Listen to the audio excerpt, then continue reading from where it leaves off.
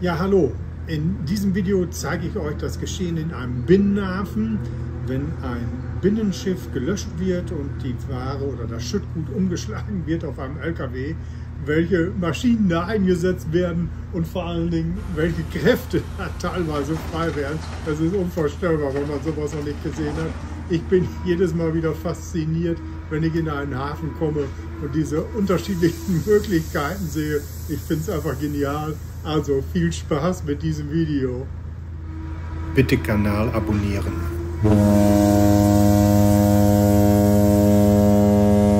Jetzt klettern wir einmal in die Kanzel des Kranführers, schauen uns das aus seiner Perspektive an und nehmen dann noch ein paar andere Perspektiven ein.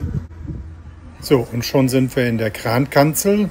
Wir nehmen eine Baggerschaufel voll Lehm und fahren den jetzt so über den Kanal und vorne über den Schiffsgehäuse und dann direkt in so einen Trichter und dann wird es direkt in die LKW-Mulde abgekippt. Hier sehen wir das Ganze einmal aus dem Fahrerhaus vom LKW, wo ich so drüber gucke, und da ist im Schiff und die Schaufel greift zu. Das Gut, was hier transportiert wird, ist Eisenerz. Hier sehen wir das Greifen des Eisenerzes nochmal aus dem Schiffs, aus der Kapitänskanzel, und gleichzeitig sehen wir, welche großen Mengen mit einem Schiff befördert werden.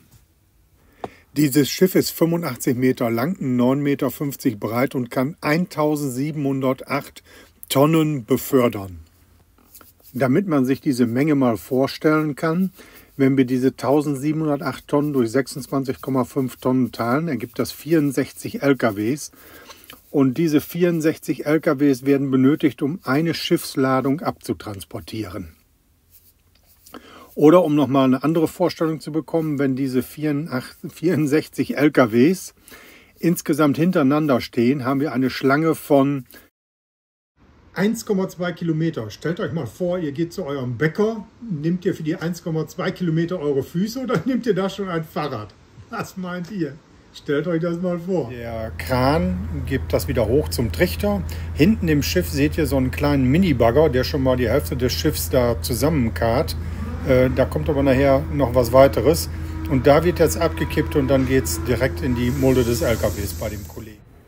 Hier nochmal eine Perspektive aus meinem Fahrerhaus mit dem Kollegen davor. Da sieht man schön, wie das durch den Trichter auf die Ladefläche fällt. Und dann habe ich noch mal eine Aufnahme gemacht, wenn man seitlich steht, um auch hier noch mal zu zeigen, wie die Gewichte sich auswirken, wie der LKW vibriert, wenn das da reinkommt.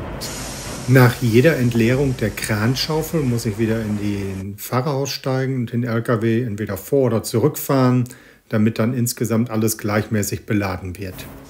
Ja, hier sieht man nochmal jemanden, der mit der Schippe alles zusammenkratzt. Dann ist auch ein Mini-Bagger da, der nochmal alles aus den Ecken zusammenkarrt, das bis in die Mitte gibt, dass der Greifer zum Schluss die Reste nochmal aufgreifen kann. Und so ein Schiff muss immer besenrein gelöscht werden. Szenenwechsel. Hier fahren wir jetzt durch den Hafen zu einer anderen Stelle, wo wir beladen werden.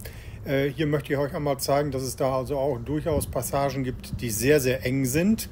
Hier fahren wir rein. Es hat vorher geregnet, deshalb sieht das alles so ein bisschen regennass aus. Hier sieht man im Spiegel, wie schön eng das ist.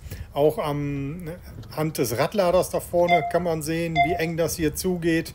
Dort erkennt ihr einen Mauervorsprung, wo es nochmal besonders gilt, aufmerksam zu sein, dass man da nicht anstößt.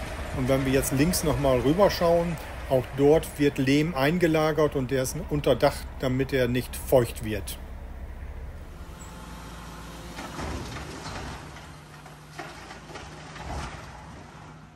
Ja, hinter mir seht ihr eine Szenerie, die ich auch nicht für möglich gehalten hätte.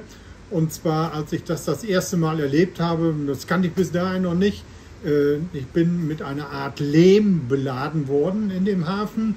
Und das müsst ihr euch so vorstellen, Lehm kann teilweise bröselig sein, dann kommen da so, ich sag mal, so Klumpen runter, auch schon größere, aber das ist alles unproblematisch. Und es gibt auch die Variante, wenn der insgesamt relativ feucht geworden ist, dass dann nur so ein paar Brösel aus der Schaufel des Radladers fallen und dann der Lehm sich in eins löst und zack, in die LKW-Mulde fällt Und was dabei für Kräfte auftreten, ist unglaublich.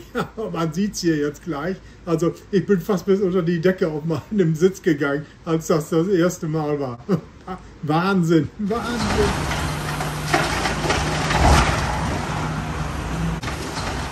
Jeder Kaffee verlässt bei dieser Beladung freiwillig seine Tasse. Hier sind wir an einem Hafen, wo es auch keine Kaimauer mehr gibt und wir parken jetzt rückwärts ein, damit wir mit einem Radlader beladen werden können, was vorher ein Bagger aus einem Schiff rausbefördert hat. Und wir transportieren jetzt dieses Schüttgut langsam der Reihe nach ab. Und auch hier sieht man, welche immensen Kräfte da wieder vonnöten sind, um das Schüttgut zu bewegen. Da stehe ich mit meinem LKW und hier rechts, das ist der Radlader, der uns gleich belädt.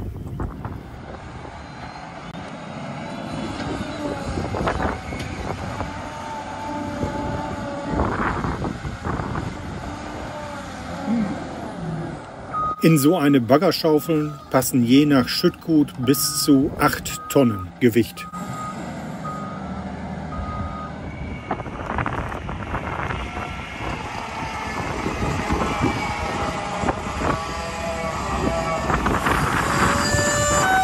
Und nun sehen wir andere Perspektiven der Schaufelleerung.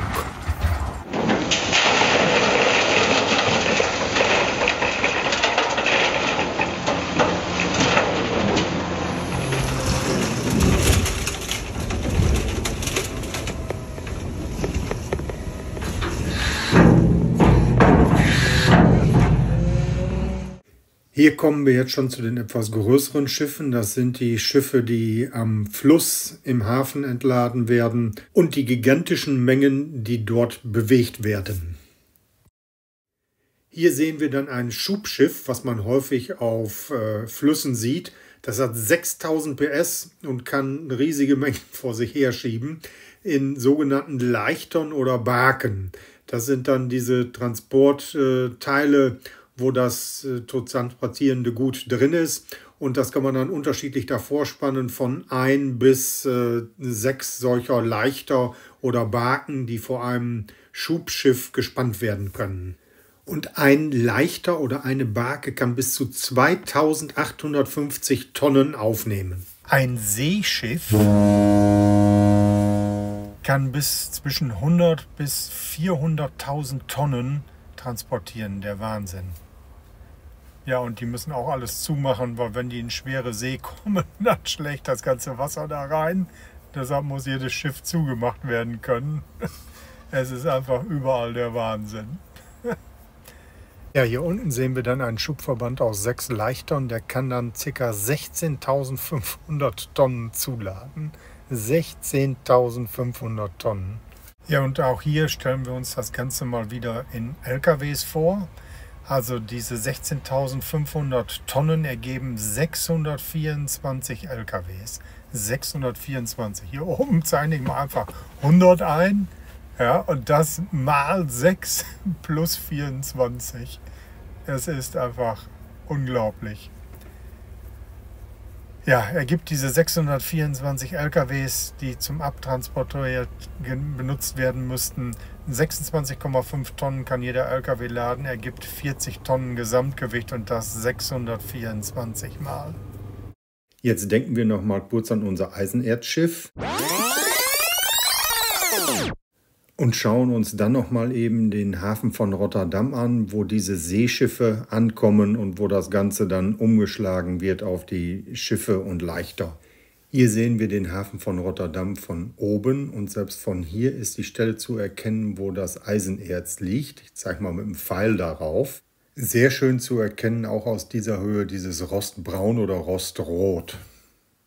Jetzt fliegen wir etwas niedriger und erkennen super die unterschiedlichen Sachen, die im Hafen sind, wie hier Gas und Petroleum. Da haben wir einen Containerhafen. Da ist ein Gemisch aus Kohle und Eisenerz. Da haben wir den überwiegend Eisenerzteil und da ist nochmal Gas und Öl.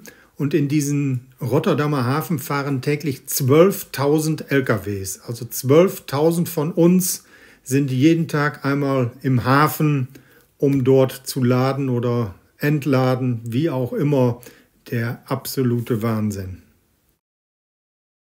Ja, und hier wird gerade ein Seeschiff mit 200.000 Tonnen Eisenerz entladen. Und hier sehen wir den Hafenteil, wo das dann zwischengelagert wird und auf die Leichter und Barken umgeschlagen wird. Dann haben wir hier Fließbänder wie im Bergbau, wo das Material transportiert wird. Da gibt es Übergabestellen und von diesen Übergabestellen geht es wieder zu einem Kran und dort wird es dann direkt in die Barke befördert.